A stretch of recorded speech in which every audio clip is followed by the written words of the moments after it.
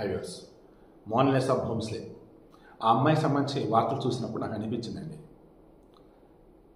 ఈ అమ్మాయిని వార్తగా చేసుకొని వ్యూస్ కోసం రేటింగ్ కోసం హడావుడి చేస్తున్నారా, నిజమేనా కాదా?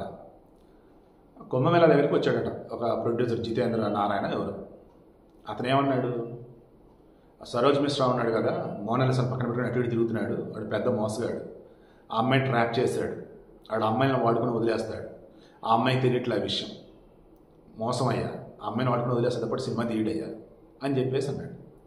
ఇది ఆ నోట ఈ నోట పైకి నానా హడావుడైంది. దాన్ని సరోజ్ మిశ్రా చెప్పాడు, ఆ అమ్మాయి నా కూతురుతో సమానం, ఆల్రెడీ ఆ అమ్మాయికి అడ్వాన్స్ ఇచ్చాను, అండ్ సినిమాకి సంబంధించినప్పుడు ఆ అమ్మాయికి నటన రావాలి, సో యాక్టింగ్ ఆల్రెడీ నేర్పుతూ ఉన్నాను, ఆల్రెడీ ఆమెను ఎక్కడికైతే నేను తీసుకొని వెళ్ళాను, వాళ్ళు ఇచ్చినటువంటి గిఫ్ట్ ఏదైతే ఉందో అది ఆ అమ్మాయి దగ్గరే ఉంది. సో అవాకులు చవాకులు పేరుతారు, ఇంకా వాళ్ళ యొక్క గుర్తింపు కోసమో ఇంకేదో రకరకాల చేస్తూ ఉంటారు. ఇక్కడ ఆ అమ్మాయి ఎలా ఉందంటే ఆ అమ్మాయిని అడగండి అన్నాడు. నేనైతే ఆ అమ్మాయిని గొప్ప స్థానంలో ఉంచడానికి నా వంతు ప్రయత్నం చేస్తానని చెప్పి సరోజ్ మిశ్రా చెప్పాడు. ది డైరీ ఆఫ్ మణిపూర్కి సంబంధించి డైరెక్టర్ త్వరలో నిర్మితం కాబోతున్నట్టు సినిమా.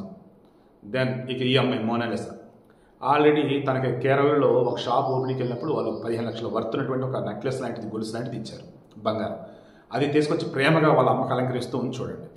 నెక్స్ట్ ఏమ్మా సరోజ్ మిశ్రా అలాంటి ఏంటి, ఆయన చాలా చాలా మంచివాడు, ఎప్పుడు నాతో మా అక్క ఉంటుంది, మా పెదనాన్న ఉంటాడు, దెన్ ఇంక నాతో ఆయన ఎలా మిస్బిహేవ్ చేస్తాడు, అసలు ఏ రోజు ఎక్కడ ఆయన మిస్బిహేవ్ చేయాల, నన్ను ఓ రకంగా గొప్ప ప్రపంచానికి పరిచయం చేసి నా జీవితాన్ని గొప్పగా తీర్చిదిద్దుతున్నటువంటి గురువు ఆయన, అటువంటి ఆయన గురించి దయచేసి ఎవరు తప్పుగా మాట్లాడు.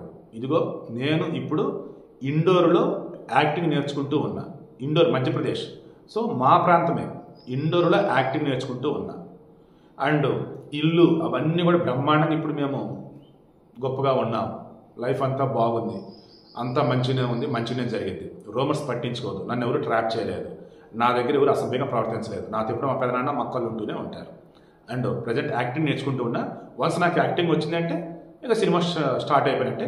ఈవెన్ ఈలోపు ఆయన వేరే ప్రాజెక్టులు బిజీగా ఉన్నారు, ఈ సినిమా సంబంధించి వర్క్ అంతా కూడా నడిచేసిందని చెప్పేసాను. సో విషయం ఇది, బట్ బయట వచ్చిన వార్తలు అవన్నీ ఎంత దరిద్రంగా ఉన్నాయో మీరే చూడండి.